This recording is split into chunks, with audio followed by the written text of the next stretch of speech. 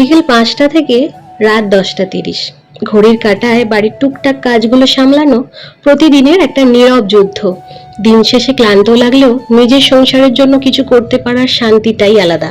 বিকেল গড়িয়ে যত রাত্রির হয় তত টের পাই ঘরের প্রতিটা কোণ কতখানি যত্নের দাবি রাখে। 5টা থেকে শুরু হওয়া কাজের এই জার্নিটা ক্লান্তকর, কিন্তু পরিবারের মুখের হাসি ফোটানোর তৃপ্তিটা অমূল্য। বাড়ির এই কাজের ব্যস্ততায় সারা দিনটা কেটে যায়।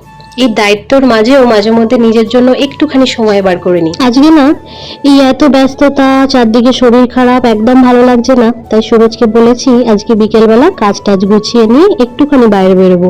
খুব একটা দূর নয়, কাছে পিঠে কোনো একটা জায়গায় দাঁড়িয়ে একটু চা খেয়ে আসবো। যদিও এখনো আমি চাই বানাচ্ছি, তবে আজকে ইচ্ছা করছে একটু বাইরে বেরিয়ে দোকানে দাঁড়িয়ে মাটির ভাঁড়েতে চা খেতে।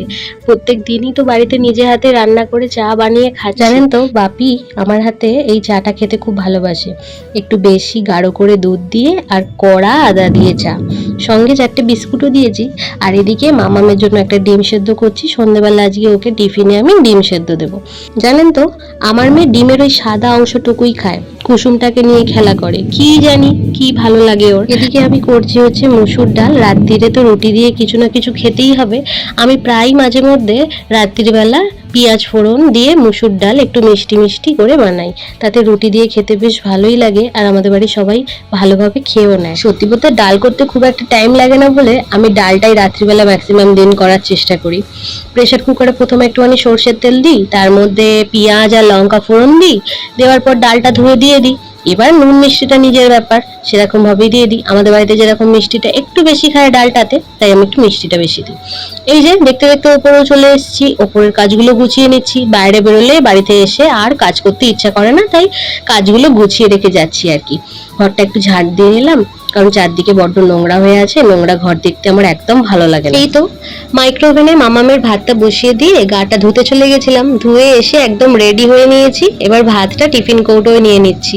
আমরা তো 8:30-9টার আগে বাড়ি ফিরতে পারবো না, আর আমার মেয়ে 8:30টার সময় রাত্রে ডিনার করে। তাই জন্য যখনই আমি বেরোই ওর ভাতটা রান্না করে নিয়েই বেরোই। অলরেডি 7:45 বেজেই গেছে। বেরোতে বেরোতেই এত রাত্রি হয়ে গেল, বাড়ি ফিরতে মোটামুটি 10টা নিশ্চয়ই বাজবে। জানেন তো, এরকম আমরা মাঝে মধ্যেই বাড়ি থেকে বাইরে বেরিয়ে পড়ি। খুব একটা দূরে নয়, বাড়ির কাছাকাছিই থাকি। তবে ওই বাড়ির ওই 4টে দেয়াল যখন খুব বোরিং লাগে, তখন আমরা মাঝে মধ্যেই এই গরমের দিনটায় বাইরে বেরিয়ে পড়ার 3জনে চেষ্টা করি।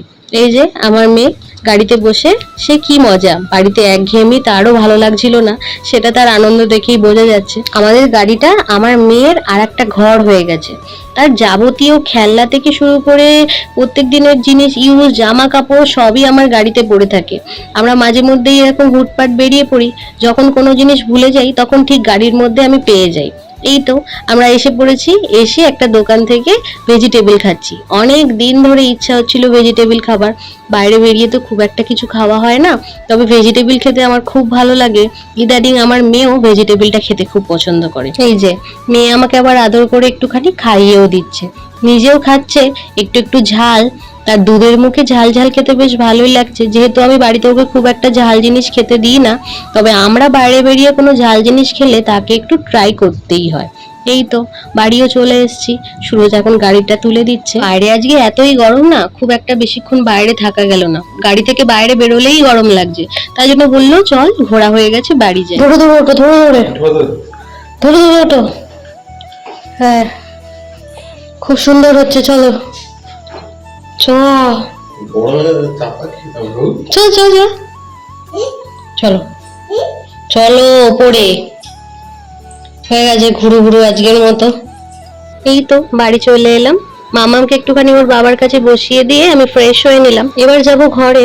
মামাম ওই তখন ভেজিটেবলটা খাওয়ার পর ভাতটা পুরোটা খাইনি, অল্প একটুখানি ভাত এখনো রয়ে গেছে। ভাবলাম খাইয়ে দিই, যদি খাইয়ে না দিই রাত্রিবেলা অনেকবার ঘুম থেকে উঠবে।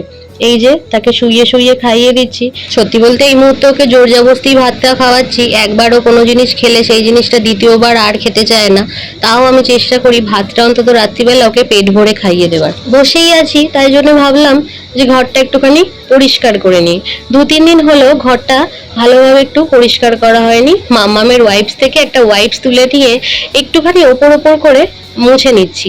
আমি চেষ্টা করি 2-3 দিন অন্তর অন্তর ঘরের জিনিসগুলো একটু মুছে নেওয়ার, তা নাহলে না নোংরাটা একদম বসে যায়, তারপরে 1 সপ্তাহ পর যদি করতে যাই তখন নোংরাটা বড্ড ওঠে। এই যে আমি নিচে চলে এসেছি, এখন ফ্রিজ থেকে আম বার করছি। সবাইকে এবার রাত্রিরের খাবারটা খেতে দেবো। বাপি এই আমের সময়টা আম দিয়ে রুটি খেতে বেশ ভালোবাসে, তাই জন্য বাপিকে ফ্রিজ থেকে আম বার করে দিচ্ছি। প্রথমে বলছিল মিষ্টি আছে, মিষ্টি দিয়ে খেয়ে নেবে, তারপর আমি বললাম ফ্রিজে যেহেতু আমগুলো রয়েছে, আমগুলো নষ্টই হবে, তাই জন্য কেটে দিচ্ছি। এই তো রুটি দিয়ে আম দিয়ে দিচ্ছি, বাপির এতেই হয়ে যাবে। আর আমার ভাইয়ের আর সুরজে এই যে ডালটা গরম করে নিচ্ছি।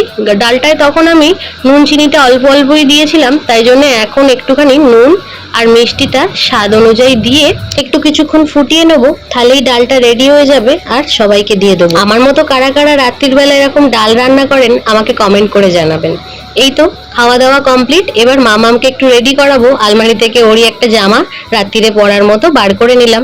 এই তো ওকে পরিষ্কার করিয়ে নিয়েছি, এবার চুলটা একটু আঁচড়ে নিয়ে নিজের দিকেও একটু তাকাবো আর কি।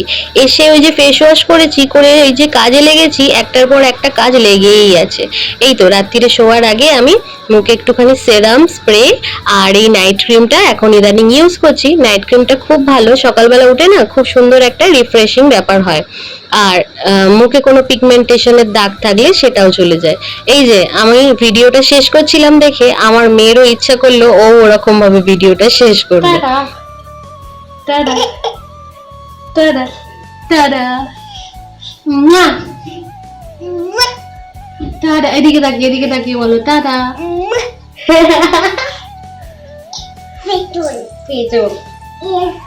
এদিকে করো টাটা টাটা, বাই করে দাও। বাই।